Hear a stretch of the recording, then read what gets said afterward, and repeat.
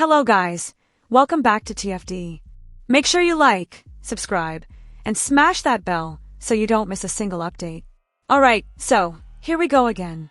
We got an Indiana Fever beat reporter. Yes, a professional journalist, going out of his way to throw shade at Caitlin Clark fans. Yup. Apparently now is the time to start dragging the fan base. Welcome back, folks. Appreciate you being here.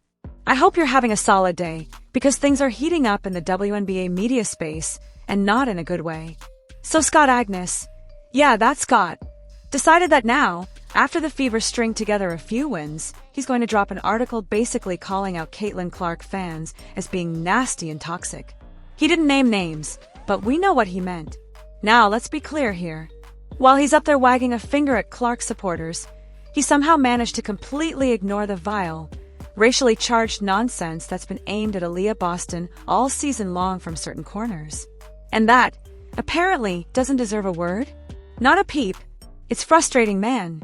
This isn't journalism, this is gaslighting. What's wild, though, is how fast the fans united. I scrolled through the replies, the quote tweets, the comment sections, and it's unanimous. Nobody liked what Scott had to say. People are calling him out left and right. And now, suddenly, he's backpedaling, trying to clarify, trying to say that's not what he really meant. Too late, man. That article hit the timeline and exposed your bias. Oh, and let's not forget Carolyn Peck. You know her, WNBA analyst, and if I'm remembering right, Stephanie White's college coach, or at least part of her early coaching tree. Correct me if I'm wrong in the comments. Well, she's chiming in now too, claiming the Indiana Fever might actually be better without Caitlin Clark. Yeah, you heard that right. See, this is what Clark fans can't win. When the Fever lose, it's, oh, the team isn't built for Clark, or Clark fans only care about her stats. But when the team wins without her, suddenly, it's, look how well they play without her. They don't need her. She's the problem. It's a total lose-lose situation. No matter what, the narrative always shifts to make Clark and her fans look bad. But here's the truth. The Indiana Fever are building something, and Caitlin Clark is a major part of it. These attacks on her fan base are just noise. We see through it, and we're not backing down. Let me know what you think in the comments below. Was Scott Agness out of line? And what do you make of this better without Clark narrative? Alright folks, let's dive into this article. And trust me, we're skipping past the fluff and going straight to the juicy bits. So yeah, the piece starts out innocent enough. Talks about how the team is gelling, players are stepping up, they're finding their rhythm, yada yada yada, all true, fine. No issue with that. But then we hit the part where everyone, myself, others online, and probably now you, are left asking the same question. Why? Why is this particular angle in this article? Why did the Indiana Fever reporter, Scott Agness, feel the need to take that turn? And let's not forget, this is the same guy who, if you remember, reportedly had his credentials yanked by the Indiana Pacers earlier this year. Suspended access, blacklisted, whatever you want to call it. Makes you wonder, did they see something in his approach that we're only now catching on to?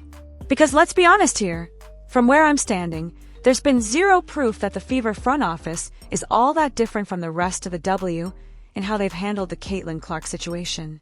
You've got Amber, old school WNBA. You've got Kelly, old school. And of course, Coach Stephanie White, another vet of the old system. So, is it really a surprise? Maybe this is just business, as usual behind the scenes. Maybe they're thinking, you know what, this whole Caitlin Clark ride is a bit too much for us. She might not even stick around. Let's start planting seeds. And shout out to Mick from Mick Talks Hoops. He brought this up too. He said maybe this is like what Dallas did. Quietly shift the narrative. Leak just enough through the media to justify a trade. Get people used to the idea that maybe the Fever are better off without Caitlin. And then boom, the fans don't riot when the move happens. They've been conditioned. So, let's scroll on down here. Because this next section, phew, this is where things get wild. Scott drops a line that just shows you how out of touch some of these insiders still are. And I can't believe this made it past editing. Or maybe that's the point. Maybe it wasn't a mistake. Maybe this was meant to stir up drama. Meant to rile up Caitlin's fan base. Meant to bait reactions and frame the divide. Because let's be real, this isn't just basketball. This is politics, PR, and player power all clashing behind the scenes. Alright, y'all, let's talk about this one. So apparently, and I say apparently with the biggest side-eye imaginable, the Indiana Fever are now being called America's team. Cute, right? But wait, don't fall for it. Because here's what that line actually sets up. Not praise, not respect, but a takedown. Because right after calling the Fever America's team, this article immediately pivots to attacking the very people who put the franchise in that spotlight, Caitlin Clark's fans. They're America's team, the article says. But there's also a lot of nastiness that comes with that. Just read the comments or don't. Bruh, you'd think that was building up to defend the Fever from outside hate. Right. Like, when you're on top, you take the most heat. That's sports. That's life. It's a tale as old as time. When you're climbing, nobody says a word. When you reach the summit, everyone's throwing arrows. It shouldn't matter that you came from nothing, that you busted your tail in the gym, that you earned every inch of your success. Once you get to that top, boom. Now you're the villain. Now you're the problem. So yeah, I thought maybe the article was setting up a real defense. Maybe they were gonna say, look, Clark's getting unfairly targeted. The team is under a microscope. It's part of the price of being relevant. But nah, of course not. Instead, they used the platform to throw Clark's entire fanbase under the bus. And let me just say this. When your reporter is Scott Agness, the same guy who lost his Pacers credential earlier this year, maybe that's a red flag? Maybe someone upstairs saw the same stuff we're seeing now and said, yeah, maybe not the guy. Because from what I've seen, the Fever organization ain't exactly bending over backward to protect Caitlin Clark. You got Amber, Kelly, and Stephanie White, all from the old WNBA guard, and none of them seem in a rush to evolve the culture. This article feels like groundwork. Planting seeds. Just like Mick from Mick Talks Hoops said, this smells a lot like the Wings situation. Slide and subtle jabs. Frame the fans as toxic. Talk about how the team has grown without her. And then when the trade rumors start, the backlash has already been softened. And the article gets even crazier. Scott says the loudest fans aren't even Fever fans. They're just Clark fans. Like that's supposed to be an insult. Like it's a bad thing that someone brings in new eyes, new dollars, and fresh energy to the league. Then it gets full Star Wars.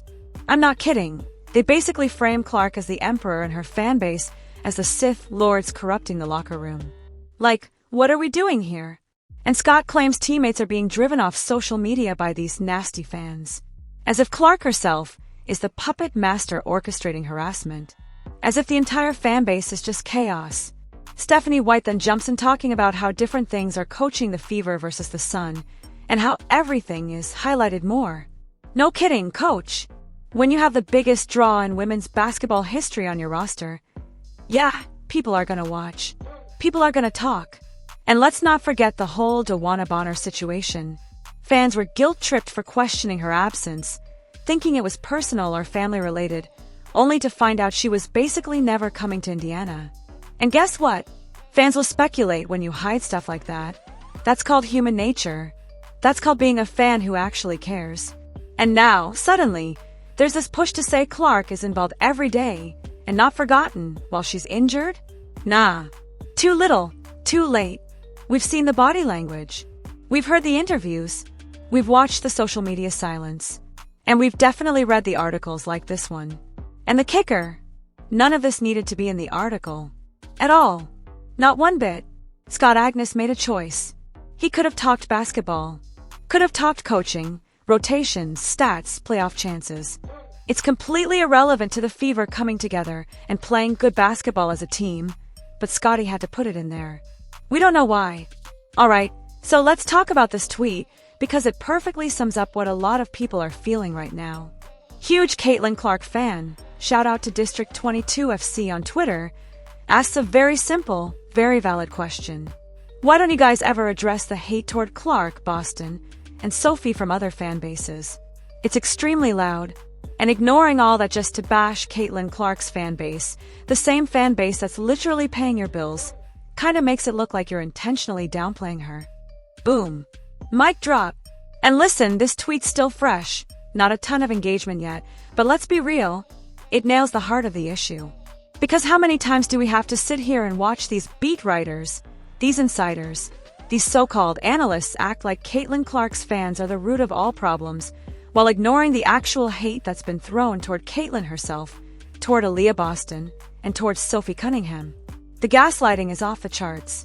And then, of course, we get back to Scott Agness. Good ol' Scotty cooking again, except this time, he's cooking up revisionist history. Because one of the top replies on his post reads, "The person who's received the most hate and lies this season is Caitlin Clark, but that's not important, right?" And you know what? That's absolutely true. The amount of garbage this girl has had to put up with, from media spin, to fan harassment, to getting clobbered on the court while people cheer, it's insane. And yet, somehow she's the problem? No. Here's what's really going on. People are uncomfortable with her popularity, with her drawing power, with the fact that one player completely changed the economics of the WNBA overnight. That doesn't happen often. And when it does, people push back. Hard. So what do? They take the easy route. They don't address the hate, because that would mean calling out their peers, their buddies, or even the league. Instead, they attack the fans, paint the entire Clark supporter base as toxic, loud, nasty. Meanwhile, they ignore the real venom that's been flying all season long toward multiple players.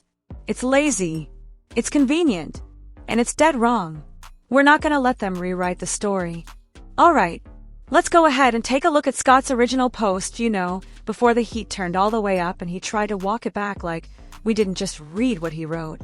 So Scott tweets, "The gist of the story is the Fever are hitting their stride following the All-Star break. Despite a rocky start, they're right there in the playoff race. All good vibes. And to do it without the best player with a challenging schedule is even more impressive." Really, Scott? All good vibes? Because I don't know what article you wrote, but the one we read was not full of good vibes. That article was a passive-aggressive swipe at the only reason this team even has national attention, Caitlin Clark and her fans. Let's get one thing clear. This is not America's team. This is Caitlin Clark's team. And this is Caitlin Clark's fanbase. You don't get to write an article about how the team's coming together and then sneak in jabs at the fans who are literally keeping the lights on. And yes, paying your bills, Scott. You say the Fever are hitting their stride? Cool. 8 out of 13 teams make the playoffs. That's not a brag, that's just math. And you want to act like Caitlin being out makes their little mini run even more impressive. And yet, in the same breath, you're dumping on the very people showing up, tuning in, buying merch, and keeping this league relevant right now. And then we've got people in your replies saying, "She's going to New York. Adam Silver's gonna force it down Herb's throat." Like what? What is wrong with y'all? That's not commentary, that's unhinged. That's weird behavior. And honestly, it's why the Pacers wanted nothing to do with you, Scott. But let's go back. All that trash AB caught this week.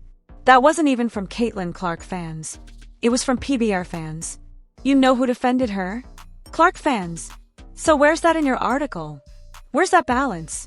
Instead, you want to paint them as the dark side creeping into the locker room. Really? And look, I love this response. Y'all can hype up the team without alienating and talking down on Cece or her fans. Exactly. That's your franchise player. She is the reason y'all have any relevance right now. And let's be real. Before Caitlin Clark got here, Indiana wasn't drawing crowds. You were pulling what? 3,000? 4,000? Now you're at 17,000 on the road. The disrespect is wild. Meanwhile, the article completely ignores the fact that it's not even fans causing the biggest issues. It's family members of teammates publicly throwing shade at Caitlin Clark. Mitchell's family. Howard's family. They're out here actively talking trash. And you know they're not doing that without approval. But no, let's ignore that and instead make it about Caitlin's fans being the problem. Give me a break. If this team really wants to move on from her, go ahead. Trade her to New York. Let the Fever slide right back into irrelevance where they were for the past 10 years. No playoffs. No spotlight. No million-view games. Just empty seats and a franchise no one cares about. And by the way, while y'all are busy insulting loud Caitlin fans, maybe stop and consider that these fans are still watching the team even while she's injured. Overseas fans tuning in at 2 a.m., 3 a.m. That's real loyalty. But nah, let's just call them toxic and push them away. This whole thing, this article, it's not just disappointing. It's insulting. So here's the bottom line. Scott Agness, you wrote a hit piece. You took unnecessary jabs. You ignored the real problems in that locker room. And you tried to gaslight people into thinking your story was good vibes. It wasn't. And if the Fever front office has any sense left, they'll do what the Pacers already did. Cut you loose. Let me know what y'all think in the comments. Smash the like button if you're tired of this nonsense. Subscribe if you want the real truth, unfiltered, and I'll catch you in the next one. Jeremiah, is that controversial? Jeremiah, he seems like he's problematic, so hell yeah, turn up. Team Jeremiah. Team Jeremiah. I think I'll go Team Conrad, but I'm probably wrong when it comes to boys. Jeremiah, it sounds like something from the Bible. Hey, amen. Spirituality. I know that's right. Conrad though, right? I ain't never watched it. Pick it. I'm gonna say Jeremiah because she picked Conrad, so That's crazy. I'm gonna pick Jeremiah. You feel? So I don't know what this has to do with. I read a lot. I read a lot of books. I haven't read this book. But I'm gonna go with Conrad because my name also starts with a C. So that's just giving good vibes. But I'll look into the book.